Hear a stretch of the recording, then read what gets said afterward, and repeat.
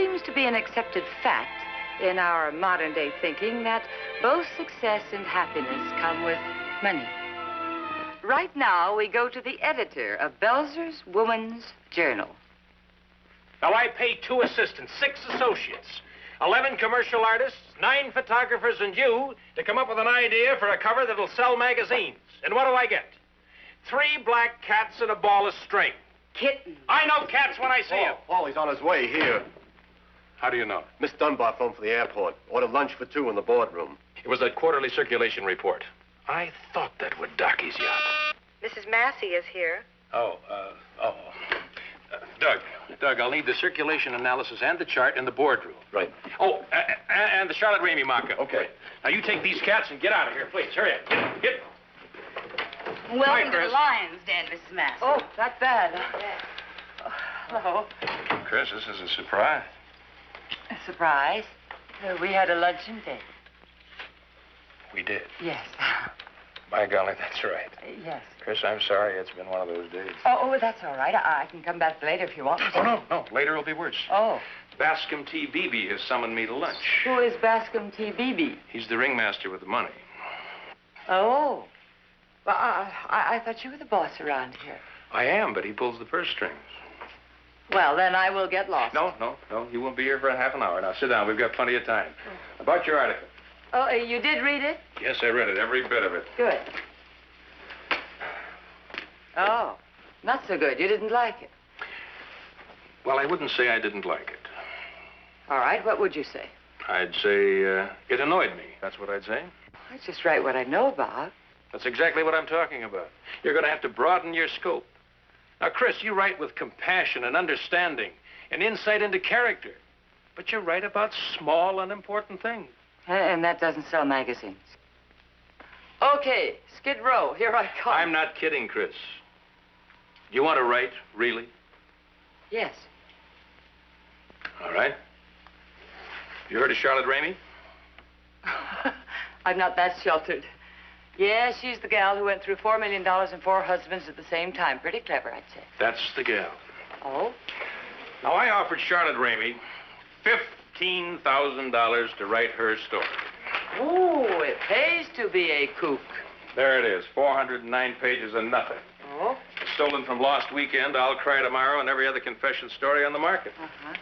All the gory details are there, but she can't write. So? I want you to write. She's copy, Chris, good saleable copy, but you'll have to dig. Oh, Paul, I wouldn't even know where to start. Start by reading it. I told her I can't use a word of it as it stands. She's agreed to a ghostwriter. I'll give you $2,000 and 2% of the movie rights if it's sold. $2,000? I won't say I can't use it. I can. Good, it's a deal. Now, I want the real story, Chris.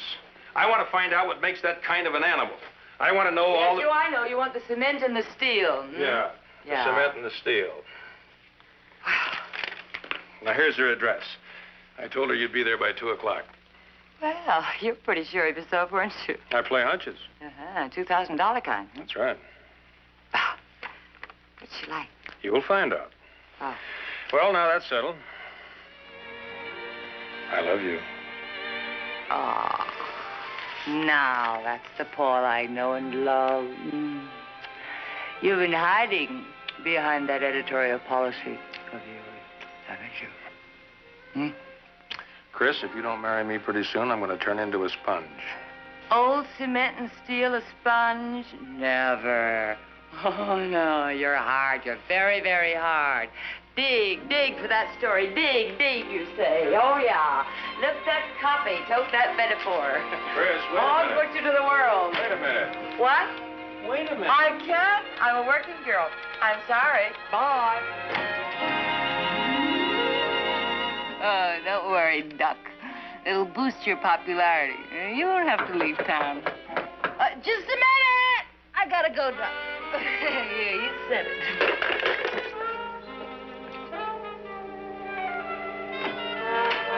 Oh, hi, Duck. How do you do? I'm Christine Massey from Belzer's Woman's Journal. Oh, the ghost. Well, come on in, Duck, if you can get in. I expected...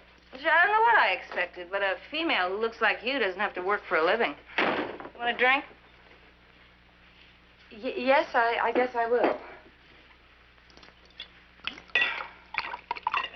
Is that all right? Yes, that's fine. I'm sorry there's no ice, but the refrigerator is in a state of shock. Well, sit down. Sit down. Thank you. Well, how do we begin? I mean, do you just ask me a lot of questions, or do I just pour out my soul? Here, this is my soul. My 86-proof soul, aged in 24-karat gold kegs and bottled in the bond of unholy matrimony. Do I shock you, Duck? There they are. Bless their 4 little black hearts. A tennis bum, a movie star, a jazz pianist, and a taxi driver. Charlotte Ramey, the maker of men. Every one of them is sipping seltzer on the Riviera while I guzzle cirrhosis of warm gin. Miss Ramey, could you just slow down a little bit? You're a little fast for me. Well, I can't slow down. If I slow down, I'll fall apart. I am a centrifugal force, constantly moving away from the center of the earth. I am held together by a $4 girdle, 10 cents worth of mascara, and a rusty diamond brooch. I love nobody. I hate nobody. I live in a state of romantic weightlessness. I am not as broke as everyone would like to believe, but I live in this crusty tomb because I am more dead than alive. And I like it. No sad songs for me. I am tone deaf and sterile. And everything I am or I ever will be, I owe to my mummy and my daddy. And that is the beginning, the middle, and the end. Now, if you can get 32 chapters out of that, you are not a ghost. You are a genius. It's your turn, Duck. I'm afraid I couldn't even get 1 chapter out of that. Why? A lot of clever phrases, not a word of truth. Whoops. The ghost shoots straight. All right, Duck. Let's try around your way, huh? Okay. Where and when were you born? I wasn't born. I was minted. I was incubated in a cradle full of stock coupons and litigation briefs. I was weaned on a cartel, and I taught the facts of life by a dictaphone. Where were you born? Monte Carlo. I interrupted my mother in the middle of a winning streak, and she never forgave me. Where were you born? We are not going to make it, Duck. I want you to understand I am not on trial. I will tell you exactly what I want to tell you. No more and no less. And is this what you're going to tell me? Oh, why not? It's gay, amusing, the blistering truth. Is it? No, I don't think so. I think it's very sad and very pathetic and a sheer waste of paper. You know, somewhere between this and you, a little girl got lost. I'd like very much to find her. See, I'm very fond of little girls. I have 5 of my own. You have 5? And 2 boys. Ugh. And there isn't one day that goes by that one of them doesn't get lost a little bit. You know, it's a very frightening thought. Someday one of them might turn out to be you. Hey, sit down. Why? I'd like to find her, too. All right.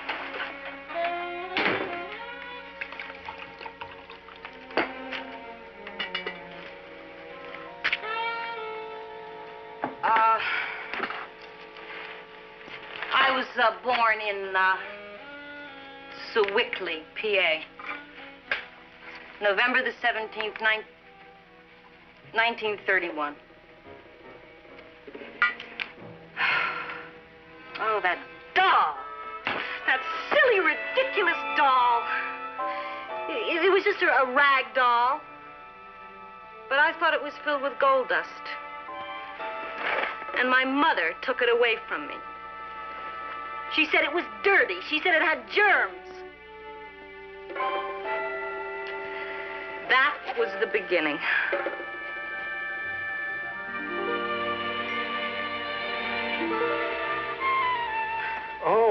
You still in town? No. Are you? No. How'd you know I was still here? On the sidewalk. I counted up 24 over 11, and the light was on. Well, you should be a detective. I am. And you're guilty for killing yourself over this magazine. Come here. Sit down. I want to show you something. Oh? Look at that. What is it? It's why editors get ulcers. Oh, circulation analysis. July and August went down as expected. September should have gone up. It went down. October should have gone up more. It went down more. It went down so far, I got called on the carpet this afternoon. Why? Well, Bascom T. Beebe is an odd man. He doesn't like to lose money. Well, he was very nice about it. He smiled and said, Paul, by January 1st, up or else. Is that serious? Well, he quietly chewed out my entire editorial policy, took 2 aspirin, caught the 416 plane to Jamaica. Oh. How was Charlotte Ramey? Not dull. Shy, unobtrusive, like Niagara Falls. Now, you take good care of her, Chris. She's the only card up my sleeve. You finish in 2 weeks? I don't know. I... Look, I don't want to sound panicky, but I am. 4 million of these things plastered all over the country. Charlotte Ramey's own blistering story. It's gay, it's shocking, it's dynamite. Paul, it's not. It's not what? It's not gay, it's not shocking, it is not dynamite. Then what is it? Oh, it's sad. It's confused, it's lonesome, it's pathetic. Nobody wants to read a sad, pathetic story about Charlotte Ramey. Well, I think maybe they do. I mean, if they had the chance. After all, they've read that sort of thing 1,000 times before. That's what they want to read. Chris, darling, I've been fighting this battle a long time. We have no choice. We've got to hit it hard. Sensationalism, you mean? You bet, right to the hilt. I've told you, Beebe's not kidding. Now I'm fighting for my life. Beebe wants this story written so juicy you have to print it on a blotter. I'm afraid you'll have to get someone else to write it then, Paul, because I can't. Then don't call yourself a writer. Chris, the world is not all Alice in Wonderland. No, and it's not all dirt and slime and useless gossip either. Oh, well, maybe Mr. Beebe's world is. I don't know. But maybe it's the Mr. Beebes that are responsible for the Charlotte Rameys, too. I'll take her manuscript. Now, you read it your way. I'll write it the way Beebe wants it. I won't promise I'll use the best one. I'll print the one that'll get me off the hook. The one that'll sell most magazines? That's right.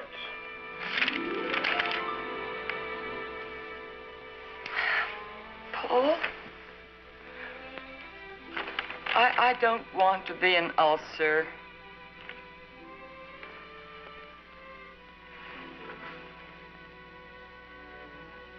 Alice in Wonderland.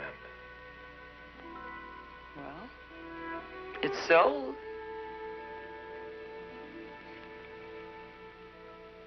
Ted Brubaker didn't want to marry me. He was a simple guy, you know, inarticulate and naive. But give him a straight bourbon and a piano, and he talked the language of humanity. But I changed all that. Daddy didn't want me to marry him, so naturally, that's what I did. And you know, when he walked out, he didn't say so long. He didn't say anything. He just handed me this record. It's called Charlotte's Web. I knew he was married, but I was 16, and it was high time I had an affair. Now, the only one who approved was my lawyer. No, make that my press agent. The only one who approved was my press agent.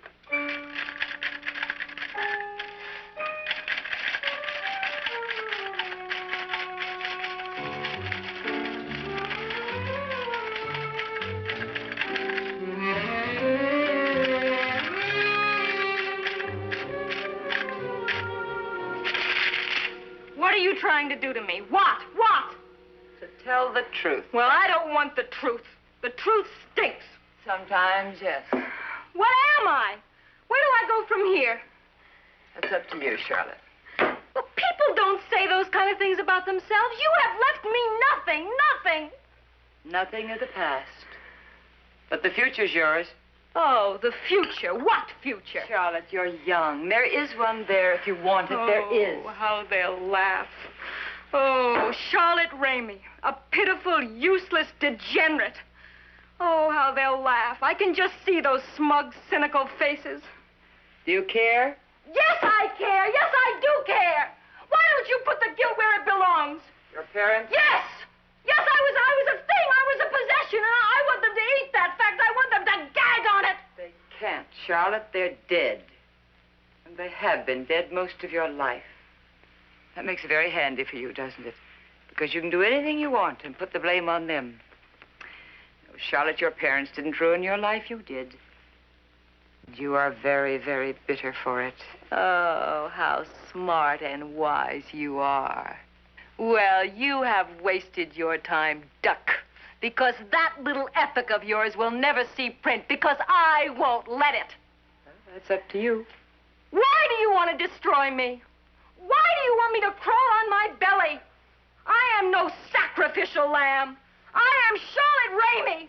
And I've been a lot of things in my life, but I have never been dull. I have never been a pitiful, sniveling idiot. All right.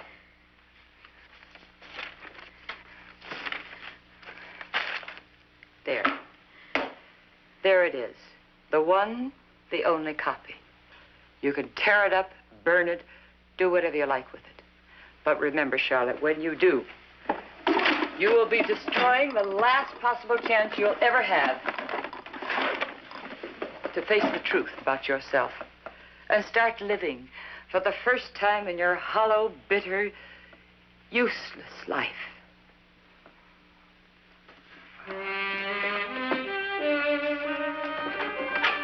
Goodbye, Charlotte. Only we two know the truth. I learned a lot from it. I'm sorry you didn't.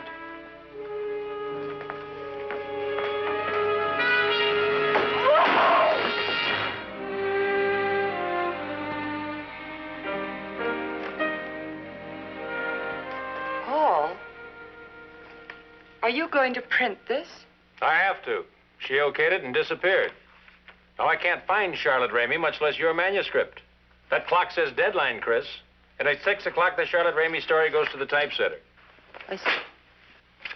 Chris, I wish I could have read your version, but I have to tell you honestly, I didn't plan to use it.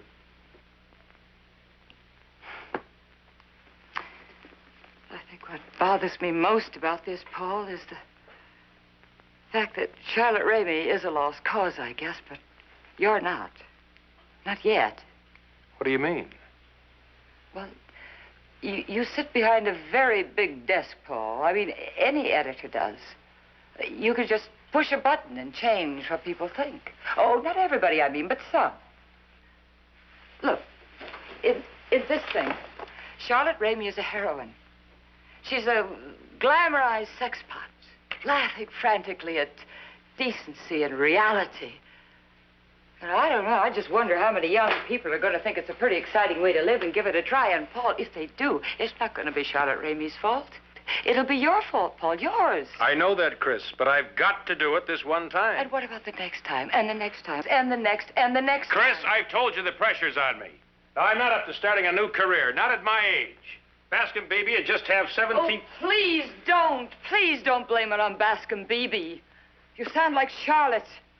It's somebody else's fault, not poor little me. Don't leave, Chris. Where are you going? I'm going home. I'm going back to that neat little world of mine tucked away in Connecticut. And I'm going to take a good look at each one of my children. Then I'm going to give them a special hug and a kiss, and then I'm going to sit down and I'm going to write a letter canceling my subscription to Wells's Woman's Journal.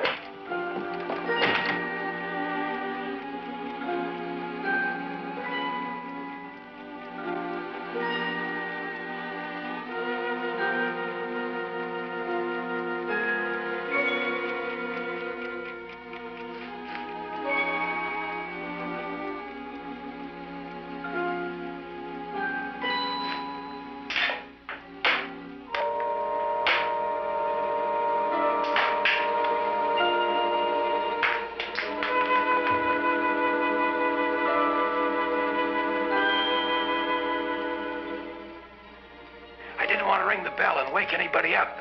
going around the front door, and I'll be right down.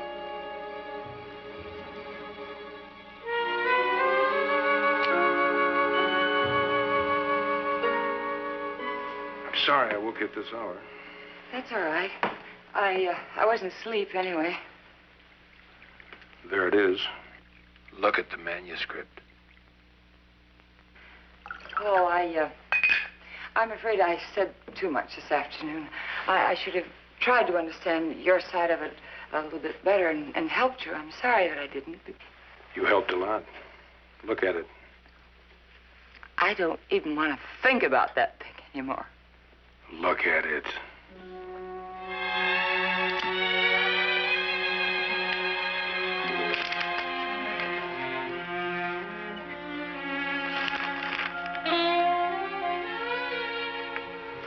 It's my story. 10 minutes after you left, Charlotte Ramey walked into my office.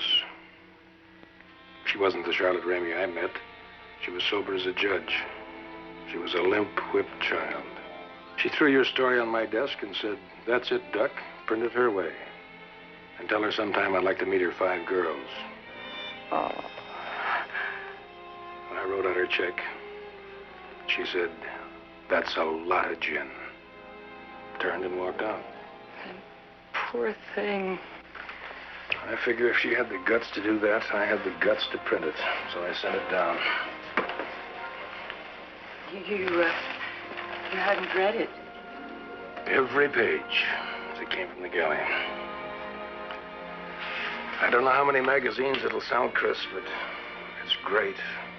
Just great.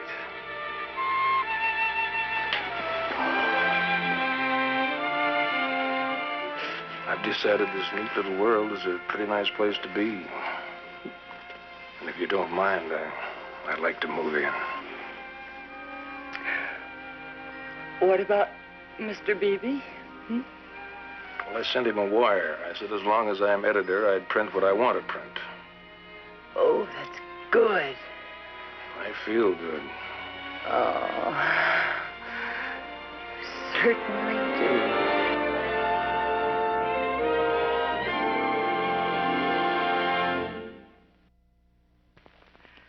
Know and accept thyself with all thy imperfections, for only then will you find success and happiness. Well, good night. And we'll see you next week.